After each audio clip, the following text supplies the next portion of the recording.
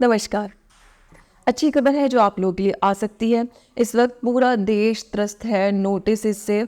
मेरे को कम से कम 25 से 30 कॉल डेली आते हैं डिफरेंट डिफरेंट नोटिस के लिए। कुछ काम के होते हैं, कुछ फालतू के होते हैं, और कुछ तो सेट पैटर्न पे भले 0 लिख के इशू करना पड़े, लेकिन नोटिस तो ज़रूर इशू करना था सितंबर तक, क्योंकि लास्ट डेट थी वहाँ तक की। अच्छा, लेकिन लास्ट डेट तो बहुत पहले ही चली गई थी, क्योंकि सेक्शन 73 74 में जो ड्यू डेट लिखी हुई है नोटिस भेजने की, वो तो पहले ही जा चुकी। तो फिर इन्होंने बाद में कैसे भेज दिया?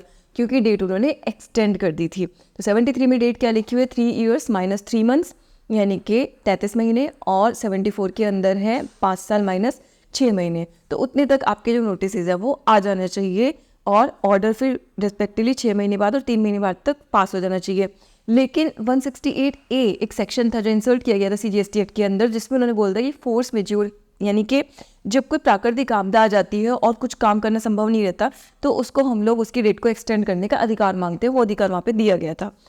लेकिन जो नोटिफिकेशंस इशू की गए हैं नोटिस इशू करने की टाइमलाइन को बढ़ाने के लिए, उस वक्त कोई प्राकृतिक आपदा नहीं थी, कोविड उसके पहले ही आके जा चुका था, तो ऐसी कोई नेचुरल क्लैमिटी वाली सिचुएशन थी नहीं। और इसको कोर्ट में ले जाके कोर्ट तक इसको हमारी बात को जो पहुंचाने की कोशिश की जा रही है। दो इसके मेजर अभी केसेस है जो चल रहे हैं कोर्ट में, जहाँ पे अभी नोटिस जो इशू किया गया है, उसमें एक तो है मैसेस ग्रेजियानो का और एक है मैसेस SRSS एग्रो का, और एक तो इनमें से गुजरात हाई कोर्ट का है, और जिसमें अविनाश भाई पोद्दार, जिन्होंने ऑलरेडी बहुत सारे जजमेंट्स अच्छे अच्छे डिलीवर करवाए हैं, वो इसमें अपीयर कर रहे हैं। तो मुझे तो बहुत एक्सपेक्टेशन है कि शायद वो डेट एक्सटेंड करने वाले नोटिफिकेशंस को कॉश किया जाएगा कोर्ट के द्वारा, और अगर ऐसा होता है तो खुशी की लहर दौड़ जाएगी, क्योंकि बहुत सारे आलतू फालतू नोटिस जिसका कोई सेंस नहीं बनता वो भी लोगों को इशू किए गए हैं एक्सटेंडेड टाइम लिमिट के अंदर।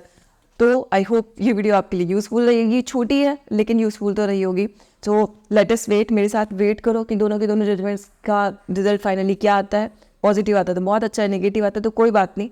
रिप्लाई करने के लिए तो बैठे ही हैं सब लोग, रिप्लाई तो हम लोग कर ही देंगे उसके साथ में।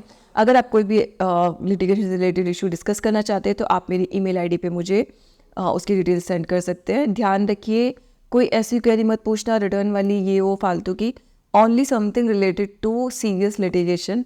और मेल आईडी आपके स्क्रीन पे है, वहाँ पे आप मुझे भेज सकते हैं। I will be happy to help. Thank you so much.